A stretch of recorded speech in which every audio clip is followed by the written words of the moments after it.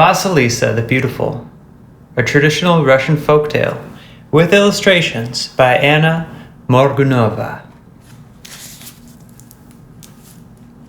Once upon a time, there was a merchant who lived in a kingdom ruled by a czar, and the merchant and his wife had an only daughter. She was so pretty that she was known as Vasilisa the Beautiful. When she was 8 years old, her mother fell ill, and after realizing that she was near death, she called for Vasilisa, took a little doll out of the bed sheets and said, "Vasilisa, remember what I tell you now. Take this doll, with my blessing, and don't show her to anyone else. If you are ever in trouble, give your doll something to eat and drink, ask her advice, and she will help you." Then Vasilisa's mother kissed her and died.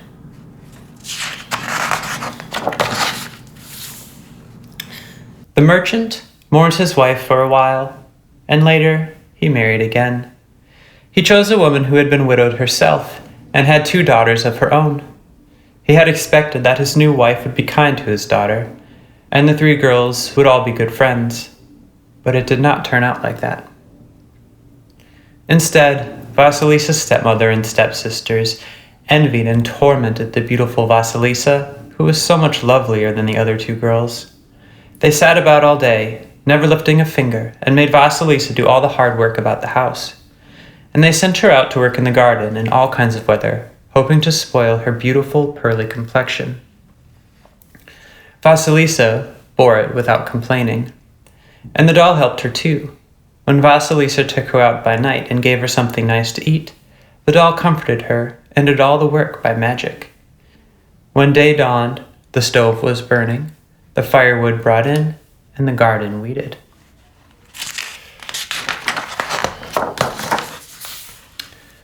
As time went by, Vasilisa grew up to be more beautiful than ever. Many young men wanted to marry her, but none of them liked her stepsisters. Her stepmother hated the beautiful girl so much that she planned a way to have her killed.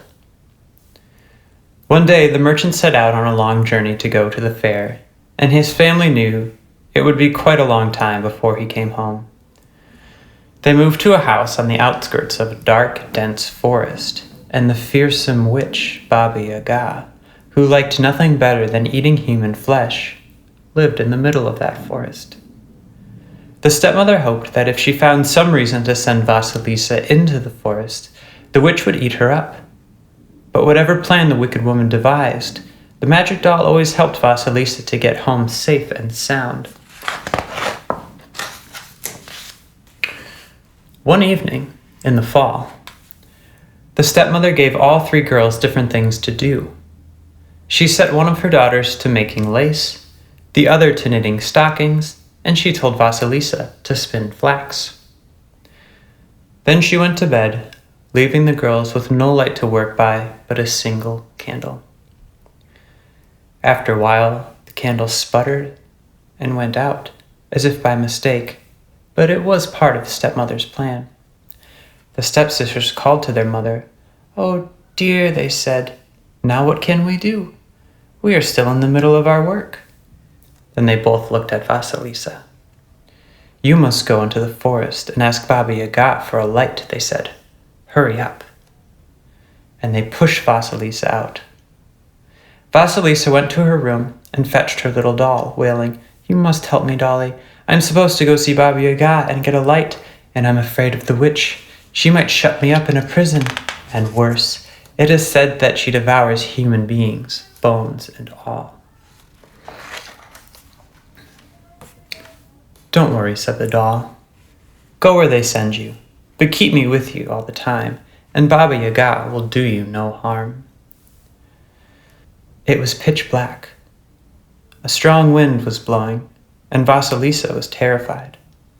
After she'd been walking for some time, a horseman, all in white, came galloping by. He was riding a white horse with white trappings, and when he had passed, the first light of dawn showed in the sky.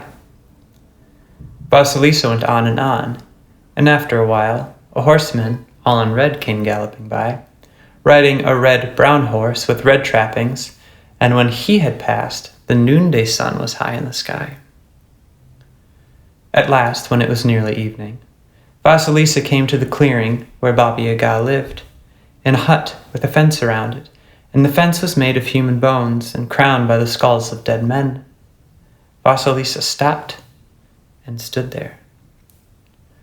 Then a third horseman came galloping by, dressed in all black, riding a black horse with black trappings. He rode over the fence, and dark night immediately fell. But the eye sockets and the skulls on top of the fence lit up so that Vasilisa could see clearly.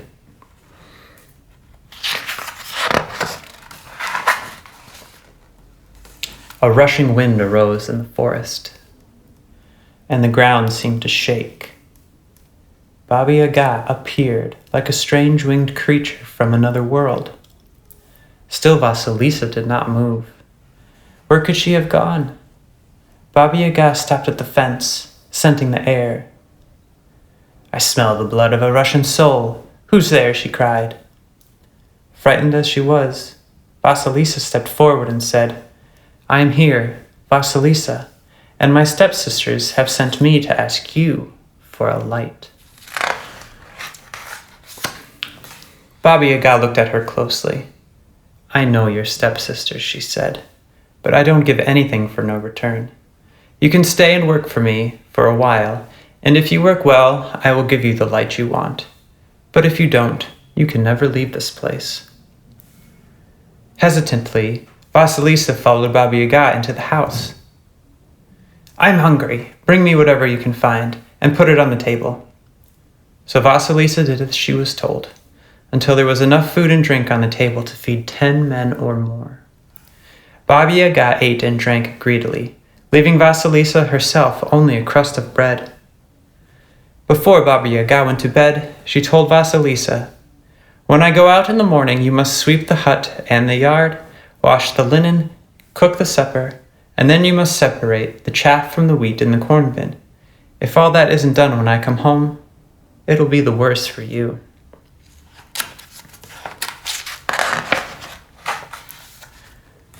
Vasilisa waited until Baba Yaga began to snore, and then she took out her little doll. "Dear dolly, what am I to do?" she asked. "If I don't do all that work, Baba Yaga will eat me up as if I were a chicken." "Don't be afraid, Vasilisa," said the doll. "Go to bed, and you will find that morning is wiser than evening."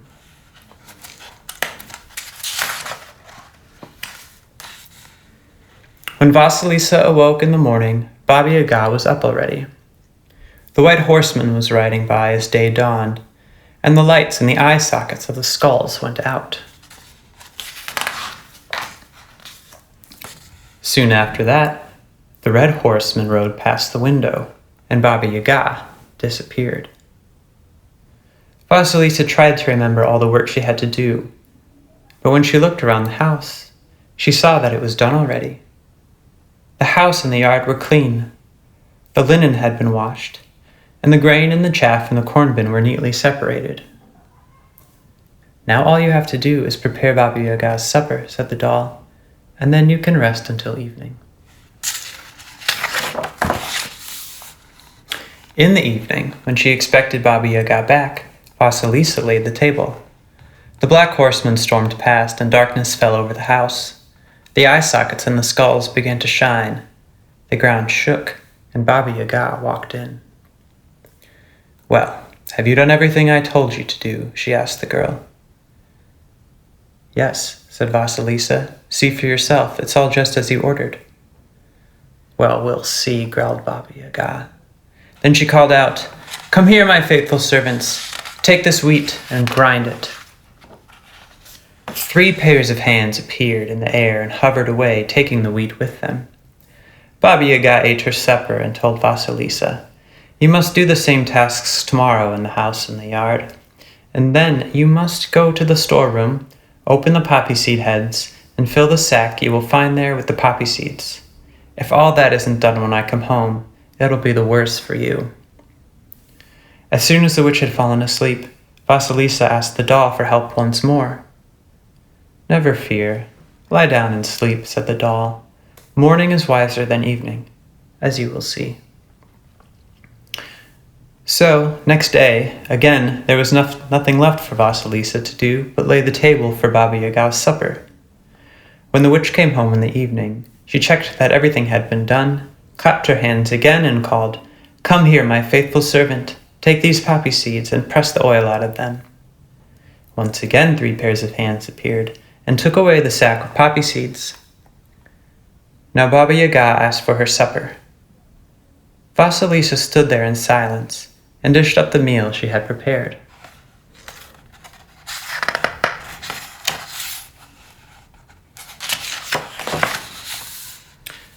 "Well," she said to Vasilisa, "why do you just sit there with nothing to say for yourself?" "I hardly dare talk to you," said Vasilisa the beautiful, "but if I did, I would certainly like to ask you some questions." "Ask away," said the witch, "but remember that not every question has a good answer, and the more you know, the sooner you grow old." "I only want to ask about some of the things I saw on my way here," said Vasilisa. "I saw 3 riders, one in white, one in red, and one in black. Who were they?" "All 3 are my faithful servants," said Baba Yaga. "They help me to divide the day and the night. The white rider is the dawn of the day, the red rider is the sun at noon, and the black rider is the dark of night. Is there anything else you want to know?" Vasilisa remembered the 3 pairs of hands, but she decided to be on the safe side and keep her mouth shut, which was just as well. "I'm glad that's all you wanted to ask, for I destroy all those who are too inquisitive," said Baba Yaga. "Now it is my turn to ask you a question. How did you do all of that work for me so quickly?" Vasilisa decided to keep her mouth shut about the magic doll as well. "Why," she said, "my dying mother gave me her blessing, and that has always helped me."